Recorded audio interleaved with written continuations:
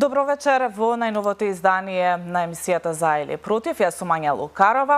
Вечерва ќе зборуваме на актуелни теми во здравството, здравствениот систем, со какви проблеми се соочува Институтот за јавно здравје. Директорката на оваа здравствена установа е вечерва со мене, доктор Марија Андоновска. Добро вечер и добро дојдовте. Добро вечер и од мене и благодарам на поканата. Најпрво, емисијата ќе ја започнам со последниот скандал кој што изби изминатата недела токму во Институтот за јавно здравје, каде што голем број на реагенси беа исклучени од коморите во оваа здравствена установа. Се знае ли, познато ли е кој го стори тоа? Вака, видете, тоа беше ситуација која што се случи само неколку дена после моето назначување. Она што се случи е дека додека се уште бев во просториите, нели, после истекот на работното време, бев информирана дека дел од фрижидерите, тоест дел од коморите, каде што се чуваат одредени подлоги, тестови и реагенси, се исклучени од електрично напојување. Она што беше моја одговорност, тоест обврска, е нормално да се реагира правовремено, да се надмине актуелниот проблем, кој што сметам дека имавме брза реакција и го надминавме онака како што го надминавме. Но исто така и моја обврска и одговорност е целата таа ситуација да биде пријавена до надлежните институции и секако да биде информирана јавноста. Јас не знам од која причина се случило тоа и поради сето тоа јас морав да информирам јавноста и надлежните институции, бидејќи доколку е нешто кое што се случило навистина предизвикано од човечки фактор, тоа би имало големи последици. Доколку ние немавме брза реакција, каква што имавме, и доколку тие фрижидери и комори останеа на таков начин исклучени од електрично напојување, ние до утрето немаше да имаме реагенси, немаше да имаме подлоги и тестови за детектирање на одреден број на заразни и незаразни заболувања. Од тие причини беше пријавено до надлежните институции и јас искрено верувам дека тие ќе се завршат работата до крај. Колку што имам информација, се во текстот сето тоа има брза реакција и самите тие уште следниот ден, истиот ден дојдоа одредени институции, следниот ден јавното обвинителство и колку што имам информации дека тие се уште испитуваат на кој начин е дојдено до ова. Повторно ќе повторам, моја обврска беше сето тоа да е пријавено и искрено верувам дека овие институции кои што се ја превземаа работата ќе се завршат одговорно и кога ќе имаат било каков заклучок од целата истрага ќе не информираат и нас како институт, но и ќе информираат јавноста поради кои причини е дојдено до таква ситуација. Така, какви се реагенси имаше во тие фрижидери, колкав бројот прилика и дали сега превземавте нешто вие како директор на Институтот за јавно здравје? Претпоставувам дека некои безбедносни мерки имате поставено за повторно да не избие ваков проблем. Вака, во тие фрижидери, тоест во тие комори, значи се работеше, да бидам поконкретна, се работеше за еден поголем фрижидер кој што беше во ходник, оставен во ходник и во една комора која што се наоѓа во една друга сосема просторија, како соба во соба, да бидам посликувита за јавноста, тоа е една голема комора и во тие и во фрижидерот и во комората ги имаше практично сите оние реагенси кои што се употребуваат во овој институт на оделот за бактериологија. Истите тие служат за детектирање, како што споменав, за одредени заболувања. Фрижидерот и комората, од она што јас го утврдив како фактичка состојба, не беа на никаков начин обезбедени, а треба да бидат обезбедени, нели, по сите стандарди, да се има начин на кој што се раководи со нив, каде да бидат поставени клучеви, задолжени особи, сервис да имаат, нели, кој што ги сервисира доколку не да Боже се случи нешто, ништо од тоа немаше воспоставено како практика овде во овој одел. Јас ги превземав сите неопходни мерки за да можеме да подобриме безбедноста на овие реагенси, со тоа што оној фрижидер што беше оставен во ходникот го згриживме во соодветна просторија, секако за тој фрижидер и за комората обезбедивме посебни клучеви, направивме посебна евиденција кој се може да влезе таму, во кое време ќе се случи тоа, проверка тековна во текот на работното време, но проверка тековна од страна на задолжени лица кои што ги задолжив на поодредена сатница да ги контролираат истите. Така да воедно оние табли, разводни табли, кои што исто така се наоѓа на видно место во ходникот каде што поминуваат, каде што има движење и фреквенција, а се достапни, исто така да бидат обезбедени со посебни алармни системи кои што би не предупредиле доколку има некое отварање, а не е потребно на истите. Така да се она што не беше превземано, јас се обидов во краток временски период да го превземам. Не е случајот секаде така во институцијата, но има одели кои што тоа не било превземено. Но и на останатите одели каде што утврди фактичка состојба дека има одредена небезбедност на самите апарати кои што ги користиме, реагенси, па и за вработените нормално, ги превземам сите неопходни безбедносни работи кои што треба да бидат превземени за да бидеме поефикасни и подобри во сето ова. Така, најавивте дека, меѓу другото и дека од Министерството за внатрешни работи ќе побарате да се постават и камери. Дали е тоа можно? Дали веќе имате такво барање до МВР?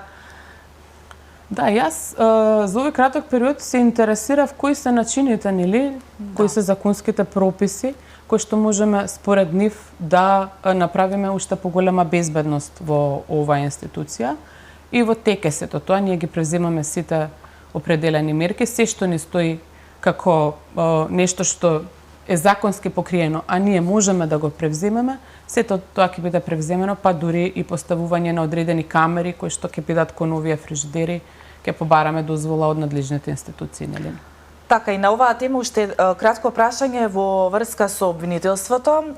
По допрен глас реагираш обвинителството, дали има всушност и кривично дело. Имате ли комуникација, имате ли некаква информација од таму, дали вработените биле на распит веќе, дали се испрашани околу случајот, на вистина кој го сторил тоа, затоа што очигледно е дека е некој од вработените во Институтот за јавно здравје? Вака, прво јас не можам да кажам дека е некој од вработените, еве тука малку ќе ве исправам. Како што споменав, моја одговорност беше да пријавам, а понатака кој го сторил треба да си одредат надлежните институции, дали тоа било случајно или намерно, но и да било и случајно и намерно, ние треба да ги превземеме сите неопходни мерки. И до тоа сме дошле поради непревземени мерки по одредени стандарди. Дури и да било намерно, дури и да не било намерно сето тоа, се случило заради тоа што не биле превземени одредени мерки за тоа. Што се однесува до обвинителството, тие, морам да кажам, да се заблагодарам дека уште следниот ден дојдоа во нашата институција и практично од сабајле до вечер вршеа одреден распит. Јас не би навлегувала повеќе во тоа. Тоа беше последната наша комуникација, што понатака тие превземаат, не би навлегувала, тоа е нивна работа. Како што споменав, очекувам дека кога ќе заврши целата нивна поставка, дека ќе бидеме информирани за што се случило ова, за да можеме да превземеме и ние дополнителни мерки. Така, предходно при самото доаѓање на директор на Институцијата за јавно здравје, алармиравте дека оваа здравствена установа има недостиг на реагенси за голема кашлица, а во моментов имаме епидемија токму од оваа заразна болест. Кој е проблемот? Дали предходното раководство го остави Институтот за јавно здравје без реагенси? Токму така, како што споменавте, при самото моје доаѓање приоритет беше утврдување на фактичката состојба во редниот попис и она што беше мој приоритет е, бидејќи веќе имаме прогласено епидемија за голема кашлица, пертуцис во Скопје и во неколку други града во Македонија, се интересирав дали ние имаме реагенси за испитување на сето ова. Она што за жал го констатирав е дека ние сме оставени како институција без реагенси за голема кашлица, токму во овој период кога е прогласена состојба на епидемија на голема кашлица. И нормално морав да информирам јавноста за една таква ситуација. И она што јас го превземав по допрен глас, нели, се обезбеди донација за реагенси за голема кашлица. Ете, токму тие реагенси исто така беа во овие фрижидери поставени. Истиот ден дојдени кога се случи оваа И ситуација. тој мал број кој што сме го имале, сме можеле едноставно да останеме и без... Точно, тоа се реагенси, граѓаните може да бидат спокојни за следните 5 месеци врз база на стручна анализа од професионалци, професори вработени во институтот. Јас побарав да ми се направи една стручна анализа колку ни е потребно за следните 5 месеци, со оглед на тоа дека набавката ќе трае приближно, законските рокови се од прилика 2,5 до 3 месеци. Јас обезбедив за следните 5 месеци донација, за да можеме да бидеме покриени, додека не завршат овие процедури за набавка на истите. И тоа е се согласно со стручни анализи од професионалци кои што ни кажа колку ќе ни бидат потребни за да го пребродиме, тоест да го надминеме овој период, а граѓаните да се спокојни за тоа. Така, ќе свртиме на друга тема, односно на големата кашлица, загрижувачки се бројките. Вчера Институтот за јавно здравје излезе со извештај дека за само една недела има 25 ново заразени со пертусис. Тие се на возраст најчесто 2 до 50 години.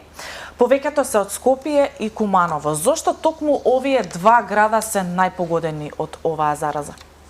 Вака, Институтот за јавно здравје неделно ја известува јавноста за ситуацијата со голема кашлица и тоа го правиме навистина ревносно. Епидемиолозите си ја работат својата работа, вработените во овој сектор морам да ги пофолам дека се доста ревностни во сето тоа и на неделно ниво ја информираме јавноста каква е ситуацијата со големата кашлица во Македонија во периодот од 26.7. до 1.8.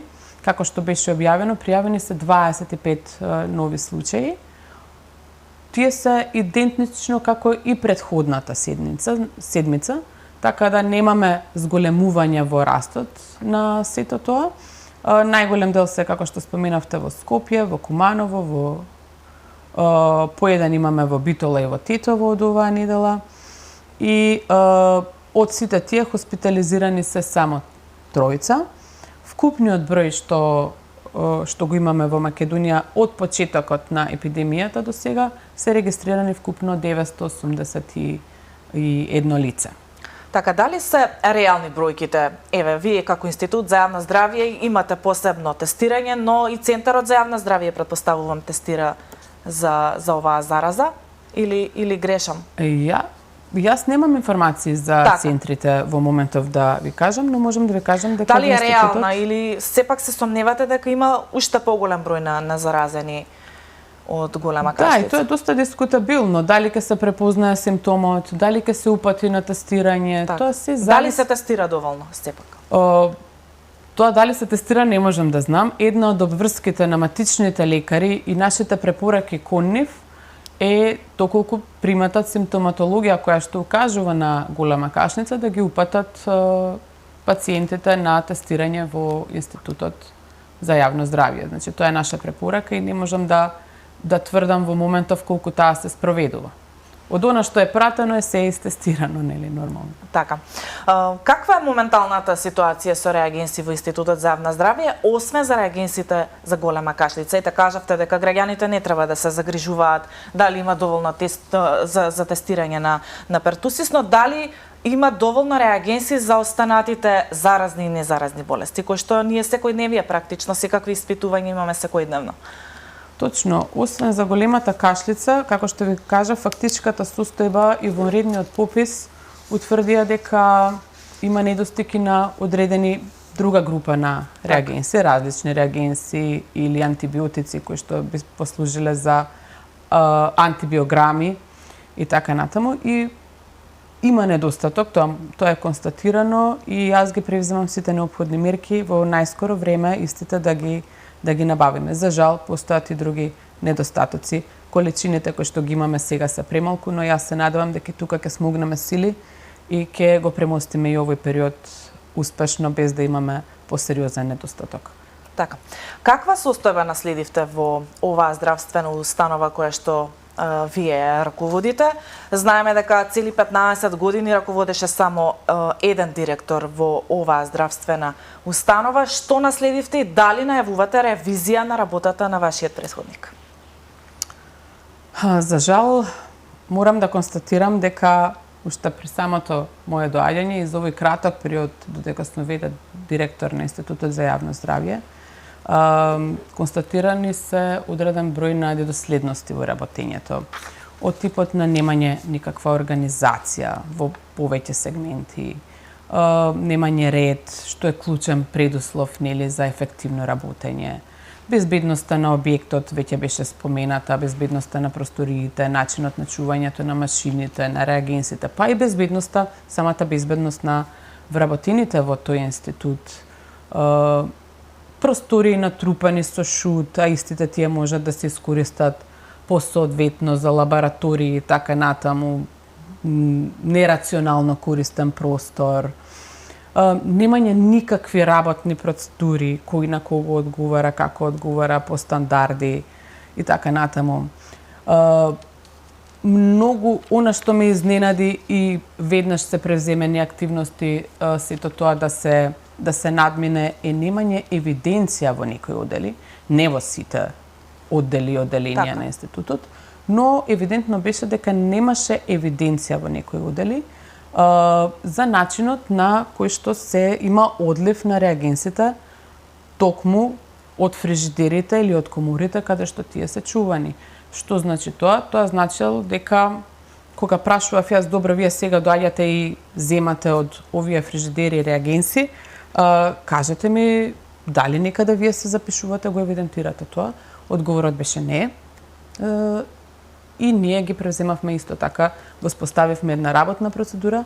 Сега точно ќе се знае одливот на тие реагенси, кој доаѓа, во колку часот, што зема, која количина, зашто сето тоа ќе се употреби, нели нормално со одобрување од страна на раководно лице и така натаму. Зошто го направивме ова?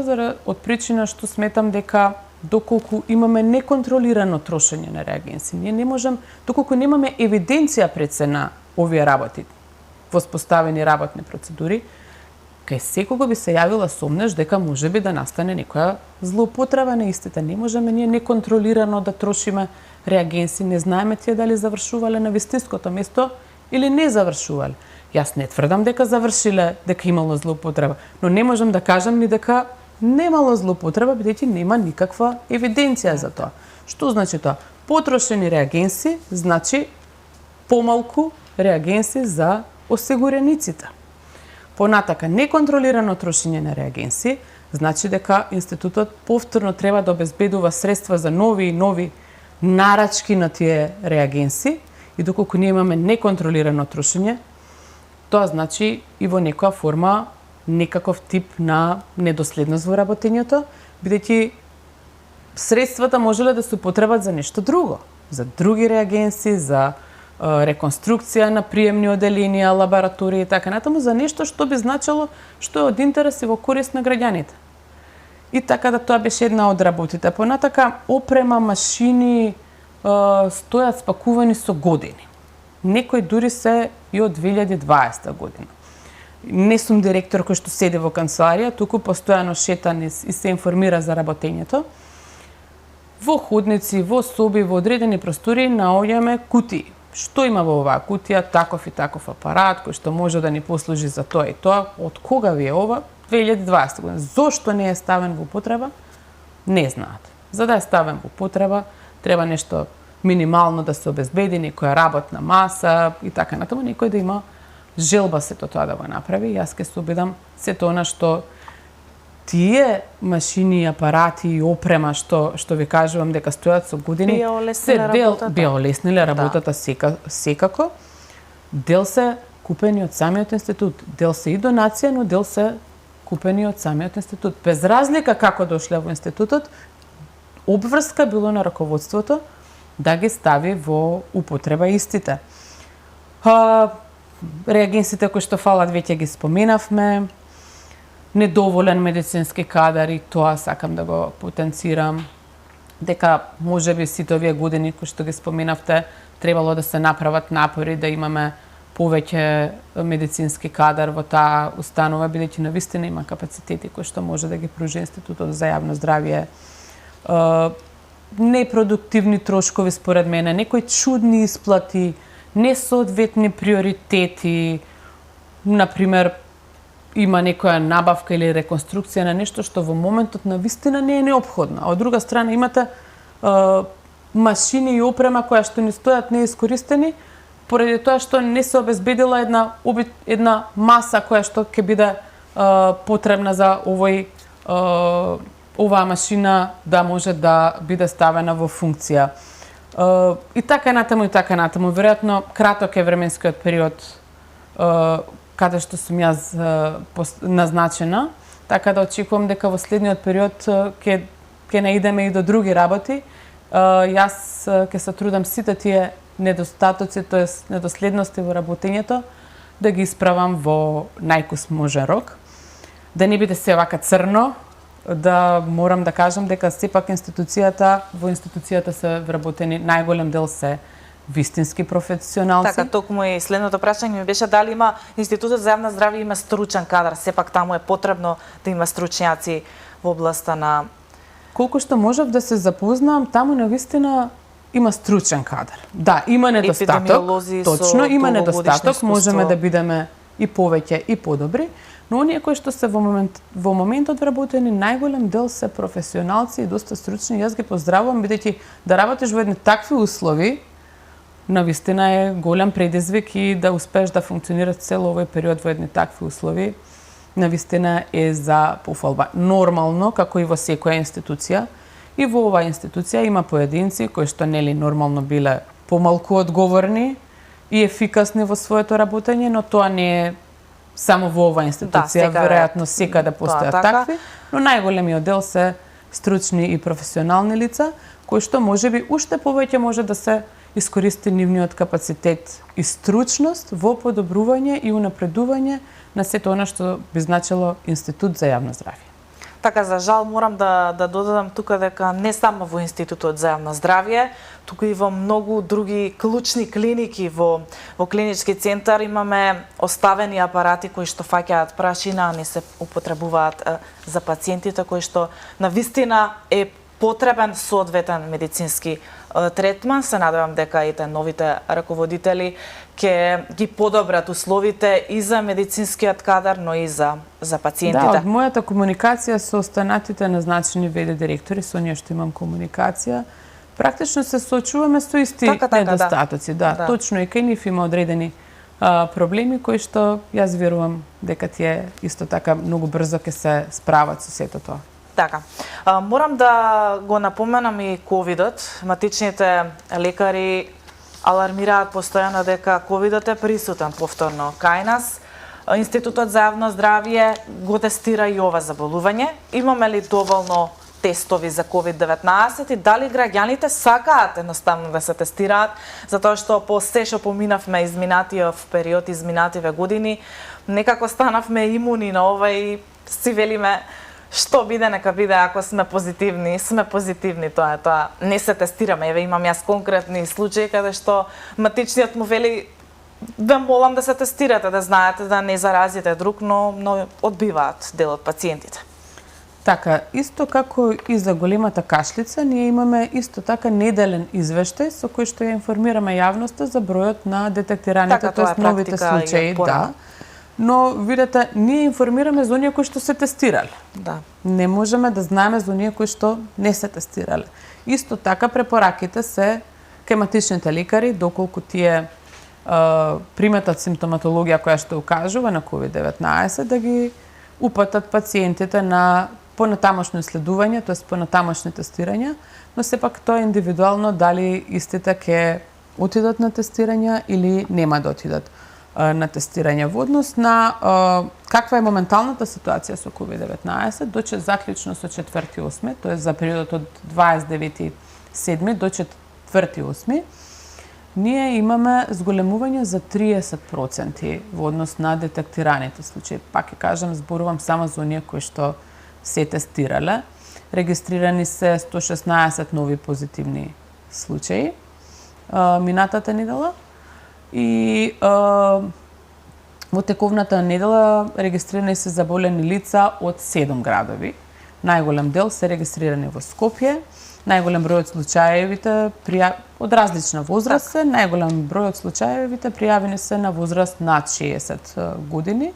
Во текот на минатата недела, во овој период кој што го споменав, со статус оздравување стекнати се 77 лица, а во текот на минатата недела не се регистрирани починати случаи од COVID-19. Ние понатака како институт ќе продолжиме да информираме јавноста за сето тоа и нормално да апелираме и до матичните лекари и до граѓаните кога ќе приматат некаков симптом, добро е да се тестираат. Така. Ви благодарам. Време е за реклами. Почитувани гледачи, ќе ги погледнеме рекламите и се враќаме во студио со нови теми и разговор со директорката на Институтот за јавно здравје Марија Антоновска.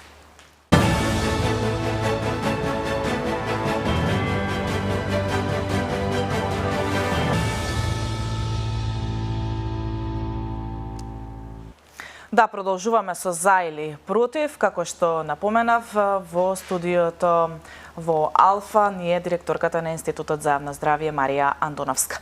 Да го продолжиме разговорот со едно од ветувањата кои што пристигна од страна на ВМРО ДПМН, односно од власта, е дека ќе се укинат економските директори во клинички центар, односно во сите здравствени установи. Со тоа би се заштедиле милиони евра. На пат е овој потек, ова ветување во собраниска процедура е. Како го оценувате вие овој потек? Дали ќе се подобрат здравствените услуги со укинување на економските директори и со самото тоа што ќе заштедиме навистина голема сума на пари? Токму така, една од работите кои што ние ги предвидовме во програмата со која што излеговме на овие избори беше укинување на економските директори во сите здравствени установи каде што постојат. Во моментот постојат законски измени, нели, кои што се во собраниска процедура и очекувам дека наскоро овие законски промени за укинување на економските директори ќе бидат изгласани во собранието. Зошто сметаме дека ова е една добра реформа која што би вродила со плод е тоа што од минатото искуство кое што го имаме до сега, прво би се заштедиле одредени средства, да, голема количина на средства би се заштедила. Понатака би го избегнале оној дуализам кој што постоеше помеѓу директорите и на некој начин имаме ситуации каде што имавме и уценување од страна на економскиот директор.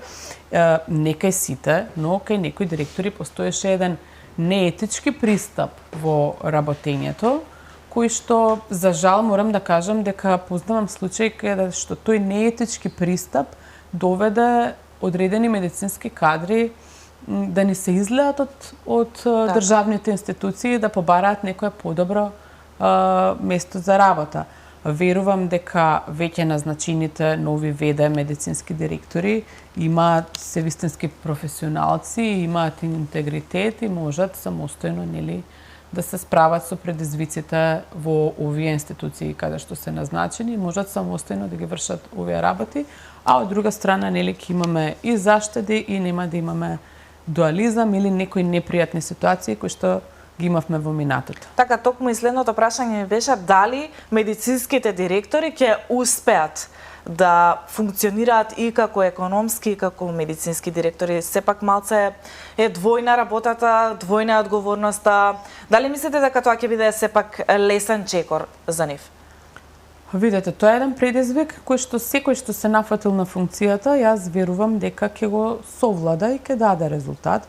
Како што споменав, назначените директори, а и оние кои што треба да се назначат, верувам дека се професионалци, имаат интегритет да се справат со сите овие работи.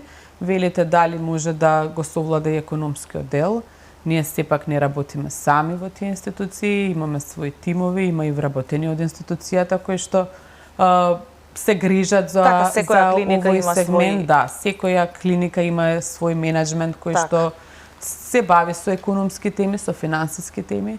Така да ја искрено верувам дека со сите тие заедно нема потреба од некој дополнителен економски директор да ни биде потребен толку да ни е неопходен за да не можеме ние да се справиме со сето тоа. Пак ќе кажам, постојат одредени тимови со кои што ние, нели, работиме и јас искрено верувам во дека успешно ќе ја завршиме работата.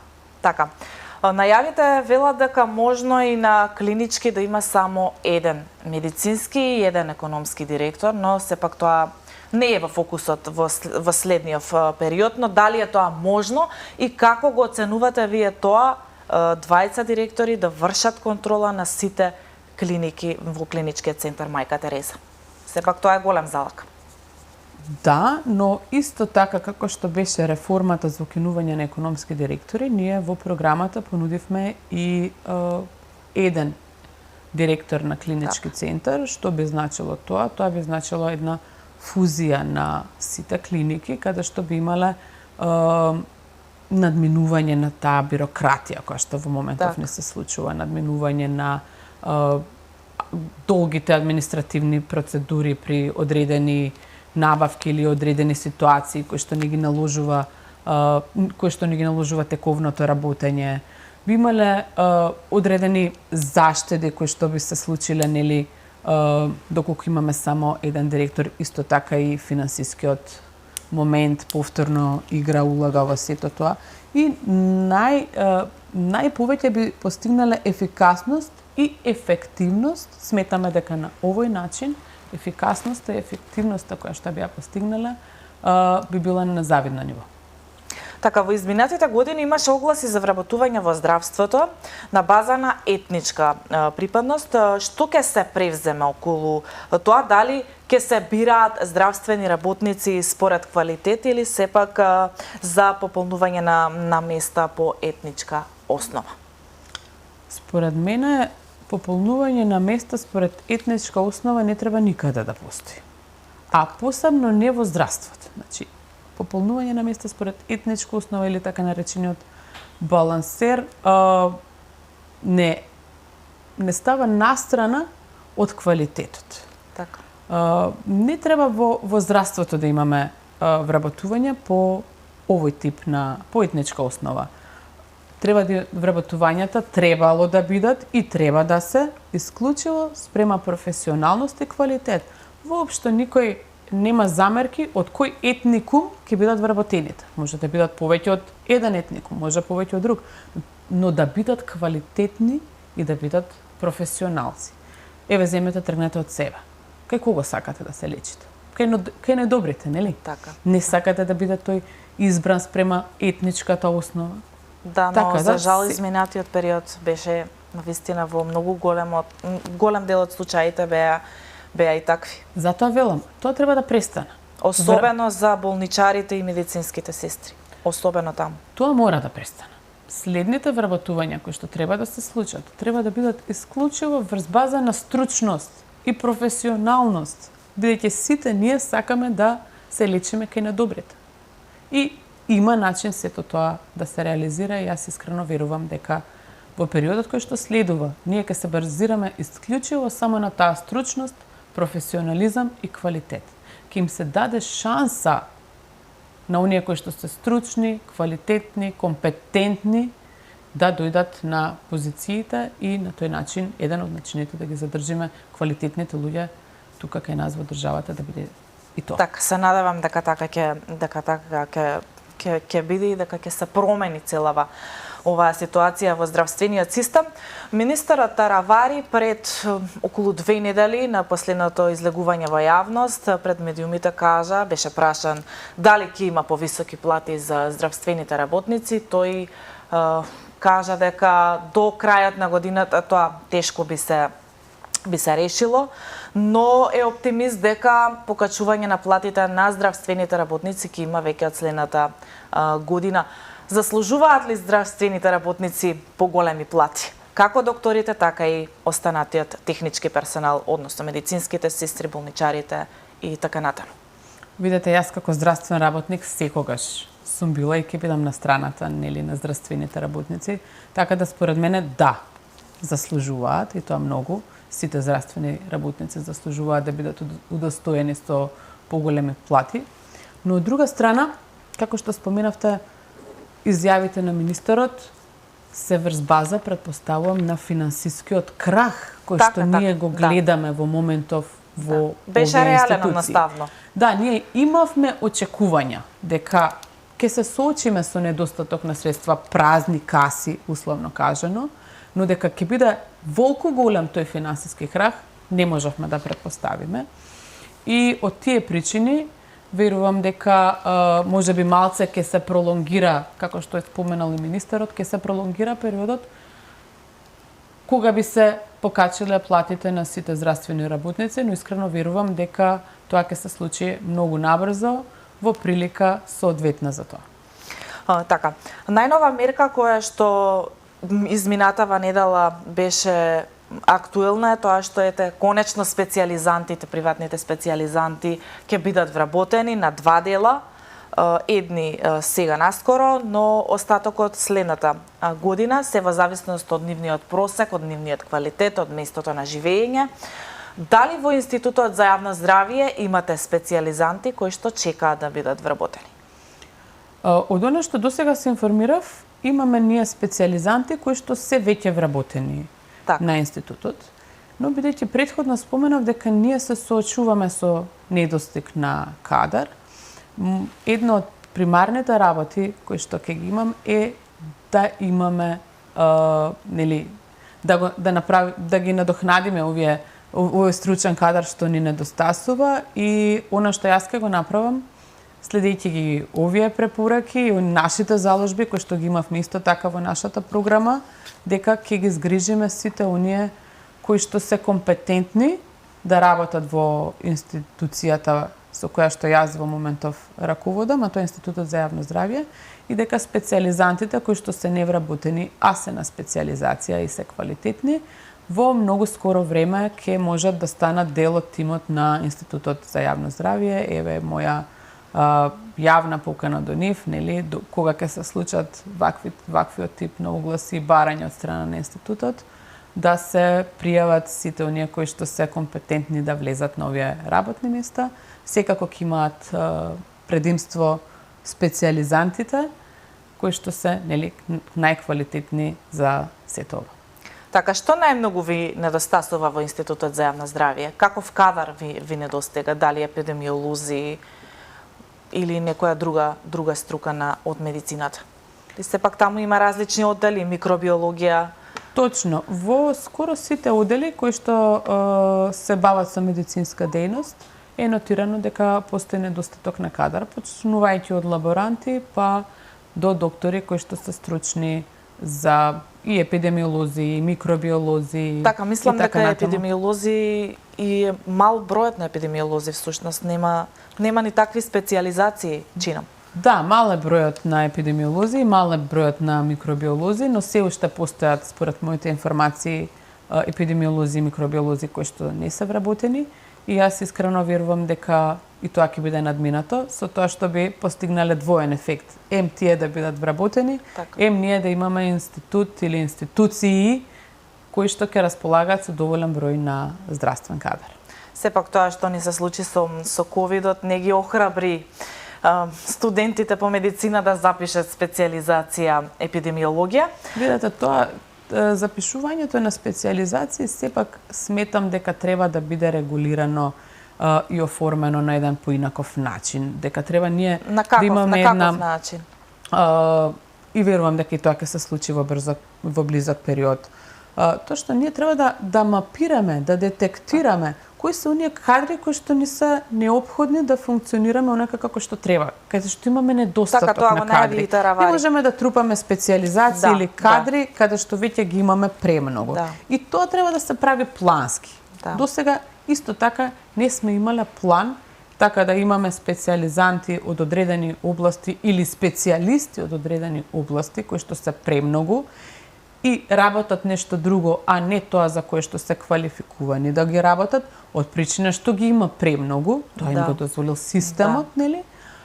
А од друга страна имаме недостаток на специјалисти од други области. Верувам дека некој ќе седне и ќе направи таа медицинска мапа и ова анализа што е тоа од кадар во здравствените установи кои што во моментов не се потребни и ќе се даваат во соработка со факултетите, нели? Ќе се направи еден систем каде што во иднина ќе имаме специјализации ќе се даваат специјализации токму онаму каде што недостасуваат.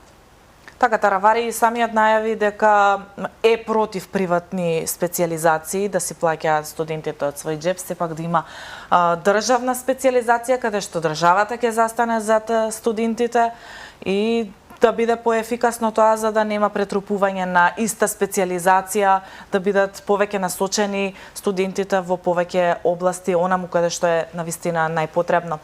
Што се однесува до одливот на кадар, знаеме дека изминативе години ниските плати и лошите услови за работа во клиниките, но и во останатите здравствени установи низ цела Македонија, особено од внатрешноста, многу медицински сестри, доктори се заминаа во странство, а дели сменија професија, приморани од тоа, како што и кажав, ниските плати и лошите услови за работа. Како ќе се надмине овој проблем? Како ќе се спречи одливот на медицински кадар во државата? Како што забележавте, во текот на целата емисија ние говоревме за одредени работи кои што практично не упатуваат кон одговорот на вашето прашање, што сега ми го поставивте. Да, одлив на кадар за жал има и тоа голем. Последниве неколку години мислам дека и најголем. Да. И еве зошто. Веќе споменавме многу работи. Да. Несоодветни услови, несоодветен начин на вработување, не по квалитет, туку по одредени други пропишани правила и така натаму и така натаму. Неизголемени плати. Едноставно не се давало можност на квалитетот и на стручност. Во изминатиот период, моја лична констатација од она што го гледам е дека едноставно квалитетот и стручноста многу малце добивале шанса. И ние сега тоа треба да го поправиме. Да. Пред се, нели, треба да обезбедиме подобри услови за работа во институциите. Затоа сме дојдени да направиме нешто друго, да не биде како и до сега, нели? Како и до сега, тоа е завршена приказна. Да, сега мора да биде подобро. Нема како и до сега. Тоа значи дека ние треба да бидеме поефикасни, пофункционални, поодговорни, почесни, подомаќински да работиме, да создадеме услови да овозможиме овие квалитетни кадри да не ни се излеваат, бидејќи ние ги образуваме овие кадри овде, а ти и како готов продукт ги даваме надвор од нашата држава, а можеме, доколку се работи онака како што треба, истите да им дадеме шанса и да ги мотивираме, истите да останат тука. Ја верувам дека тоа ќе се случи во следниот период. Така и за крај да ни кажете кои се вашите идни планови со работата со Институтот за јавно здравје, што планирате понатаму, имате ли доволно финансиски средства за работата да тргне конечно на подобро? Она што сега јас го наследив е буџет кој што јас го наследив. Не е мој проектиран буџет, не се мои планови нели за оваа година. Јас ке морам да работам со она што и да завршам годината со овој буџет кој што мене ми е оставен на располагање. Пак ќе кажам, од она што можев да го констатирам, има доста непродуктивни трошења, доколку јас го планирав истиот, поинаку ќе беше сето тоа, приоритетите ќе беа поинаку подредени, не како што биле до сега. Така да со следниот буџет кој што јас ќе гледам и во рамките на овој постоечкиот до крајот на годината да го завршам нели домаќински, да го искористам максимум за позитивни работи кои што би значило унапредување на работата на Институтот за јавно здравје, но веќе следниот ќе биде правен заедно со сите вработени, со потребите од сите оделенија и оддели кои што ги има Институтот, со нивните приоритети за поголема ефикасност на Институтот, но и за работи кои што се од интерес, значење и приоритет за граѓаните на кои што Институтот им пружа одредени услуги. Во однос на набавка на, тоест подобрување на работата, нови лаборатории, нови приемни оделенија, позасилена безбедност, работни процедури, стандарди, сето оно што би значило домаќинско работење и унапредување на Институтот за јавно здравје. Очекувате ли поголем буџет од ребалансот кој што ќе се направи токму за оваа институција?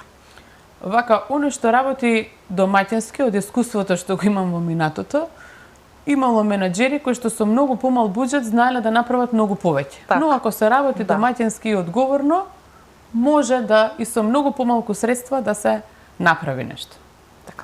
Ви благодарам за гостувањето. Мислам дека ги опфативме сите оние актуелни теми кои што тлеат во здравствениот систем, но и се осврнавме на работата на Институтот за јавно здравје, кој што е клучна алка во здравствениот систем. Ви благодарам. Ви благодарам и на вас за поканата. Се надевам дека успеавме да го задржиме вниманието на гледачите. Така. Почитувани гледачи, завршуваме со оваа емисија за или против. Моја соговорничка беше директорката на Институтот за јавно здравје Марија Андоновска. Се гледаме повторно следната недела.